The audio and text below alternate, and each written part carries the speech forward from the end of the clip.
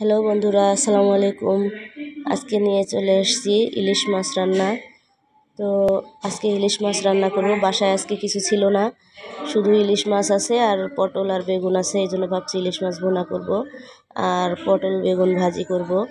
এই যে দেখুন, মাছটা সুন্দর করে ধুয়ে হলুদ লবণ দিয়ে মাখিয়ে নিয়েছি। ইলিশ মাছ ভুনা করা তো সবাই পারে, সবাই রান্না করে ইলিশ মাছ সুন্দর করে। যাই হোক, আমি হালকা করে ভেজে নিয়েছি। হালকা ভাজলে হয় কি, আসলে ইটা লাগে না আর কি, আমার কাঁচা কাঁচা কাঁচা মাছ দিতে জানি কেমন লাগে, এই জন্য আর কি হালকা করে ভেজে নিয়েছি।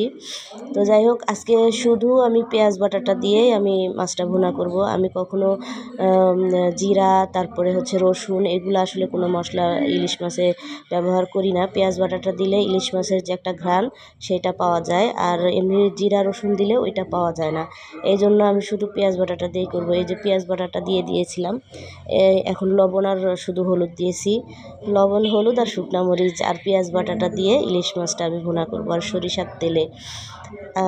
তো খুবই মজা হয়, এভাবে আপনারা রান্না করবেন। তো আমার অনেক ঠান্ডা লেগেছে, আমার ভয়েসটা শুনে হয়তো আপনারা বুঝতে পারতেছেন যে আমার আসলে খুবই ঠান্ডা লাগছে। কয়দিন ধরে খুবই গরম পড়ছে, আমার আসলে গরমে গরমটা আর কি সহ্য হয় না। যাই হোক, গরমটা করতে পারতেছি না, যার কারণে খুবই গলার সমস্যা হয়েছে, প্রবলেম গলাতে আর কি। এমনিতেই আগের থেকে গলার সমস্যা আছে। যাই হোক, তো এই জন্য আর কি গলা একেবারেই ভেঙে গেছিলো। এই দুদিন তো কথাই বলতে পারিনি, তারপরেও আজকে কষ্ট করে আর কি ভয়েসটা দিচ্ছি। তো যাই হোক, এই যে দেখুন, মশলাটা ভুনা করা হয়ে গেছে।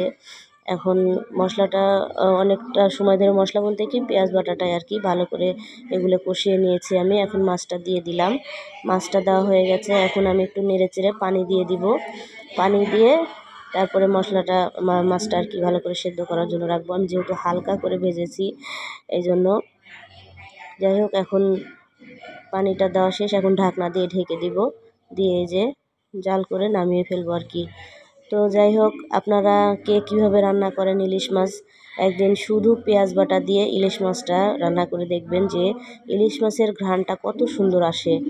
আমি আমার এই রান্নাটা আসলে আমার বড় আপার কাছ থেকে শিখেছি। আমার বড় আপা আমাকে বলছে যে কখনো জিরা রসুন বাটা দিবি না, এই জন্য শুধু পেঁয়াজ বাটা দিয়ে করছি। তো আসলেই খুব সুন্দর হয়েছে, অনেক ঘ্রাণ লাগতেছিল ইলিশ মাছের। তো যাই হোক, আমার রান্নাটা যদি আপনাদের ভালো লেগে থাকে, সবাই লাইক কমেন্ট শেয়ার করবেন। আর আমি যেহেতু নতুন, আমাকে সবাই সাপোর্ট করবে। আল্লাহ হাফেজ।